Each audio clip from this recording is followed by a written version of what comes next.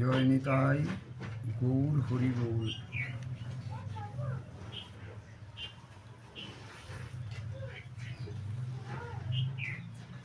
মহাপ্রভু অর্থাৎ আমাদের সোনার ঠাকুর গৌরাঙ্গ বা গৌরহরি আত্মহত্যার জন্য গঙ্গায় ঝাঁপ দিয়েছিলেন কেন? পরে কী বা হয়েছিল? আসুন আমরা শাস্ত্র থেকে সে কথা জেনে নিই।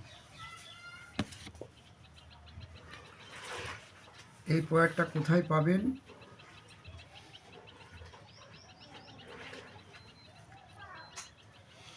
শ্রী শ্রী চৈতন্য ভাগবত মধ্যখণ্ড 17 অধ্যায় 31 নম্বর পয়ার। বৃন্দাবন দাস ঠাকুর মশাই কি বলছেন? প্রেম শূন্য শরীর থুইয়া কিবা কাজ, চিন্তিয়া পড়িলা প্রভু জাহ্নবীর মাঝ। আবার শুনুন, শ্রী শ্রী চৈতন্য ভাগবত মধ্যখণ্ড 17 অধ্যায় পয়ার নম্বর 31। মহাপ্রভুর অভিমত হচ্ছে প্রেম শূন্য শরীর থুইয়া কিবা কাজ, চিন্তিয়া পড়িলা প্রভু জাহ্নবীর মাঝ। কেন এটা করলেন মহাপ্রভু?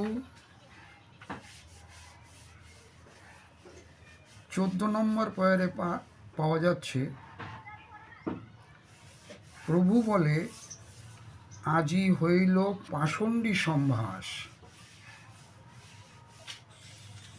কীর্তন করো সব দুঃখ যাও নাশ। পরে আবার একথা বলছেন, কীর্তন সত্ত্বেও মহাপ্রভুর অনুভব আসছে না। রইয়া রইয়া বলে আরে ভাই সব, আজি মোরে কেনে নহে প্রেম অনুভব। নগরে হইল কিবা পাষণ্ডী সম্ভাস, এই বা কারণে নহে প্রেম পরকাশ। তার মানে মহাপ্রভু নগরে ঘোরার সময় কোনো পাষণ্ডীর সঙ্গে সম্ভাষণ হয়েছিল বা দর্শন হয়েছিল। এই জন্যেই কিন্তু আমরা চৈতন্য চরিতামৃতে পাই, অসৎসঙ্গ ত্যাগেই বৈষ্ণব আচার, স্ত্রী সঙ্গী এক অসাধু, কৃষ্ণ অভক্ত আর। সুতরাং আমাদের হরিনাম সংকীর্তন বা হরিনাম জপে প্রেম ভক্তি বা আনন্দের উদয় হয় না এ সমস্ত অসৎসঙ্গ বা পাষণ্ডীর সম্ভাষণ হলে। এই কারণেই আমরা পাচ্ছি যে মহাপ্রভু বলছেন প্রেম শূন্য শরীর থুইয়া কিবা কাজ, চিন্তিয়া পড়িলা প্রভু জাহ্নবীর মাঝ। ঝাঁপ দিয়া ঠাকুর পড়িলা গঙ্গা মাঝে, নিত্যানন্দ হরিদাস ঝাঁপ দিলা পাছে। আথে ব্যথে নিত্যানন্দ ধরিলেন কেশে, যুগল চরণ ধরে, চরণ যুগল ধরে প্রভু হরিদাসে। দুইজনে ধরিয়া তুলিলা লইয়া তীরে, প্রভু বলে তোমরা বা ধরিলে কিসেরে? কি কাজে রাখিব প্রেম রহিত জীবন। ধ্যান দিন, তাহলে প্রেম ভক্তি ব্যতি রেখে এই মনুষ্য জন্মের কি লাভ কি? তার জন্য উনি জলে ঝাঁপ দিয়েছেন, আত্মহত্যার জন্যে। কি কাজে রাখিব প্রেম রহিত জীবন, কিসের কিসেরে বা তোমরা ধরিলে দুইজনে মহাকম্প আজি কিবা ফলে, নিত্যানন্দ দিক চাই গৌরচন্দ্র বলে।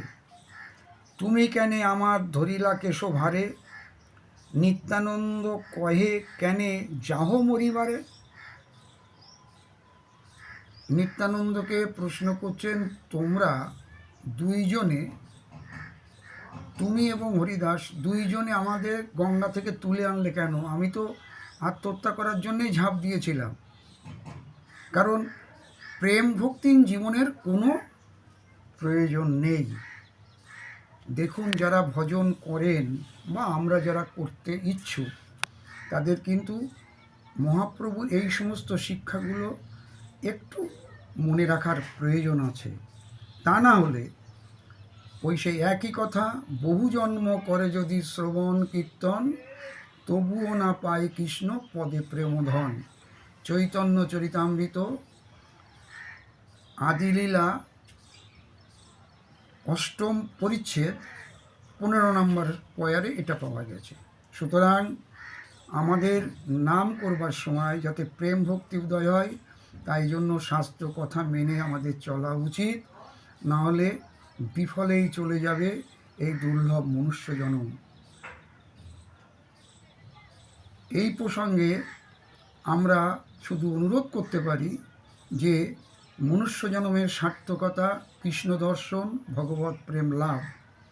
আপনারা কৃষ্ণ দর্শন করুন, প্রেম ভক্তি লাভ করুন। খুব সহজ, কঠিন কিছু নয়, শুধু শাস্ত্র অনুযায়ী আমাদের চলতে হবে।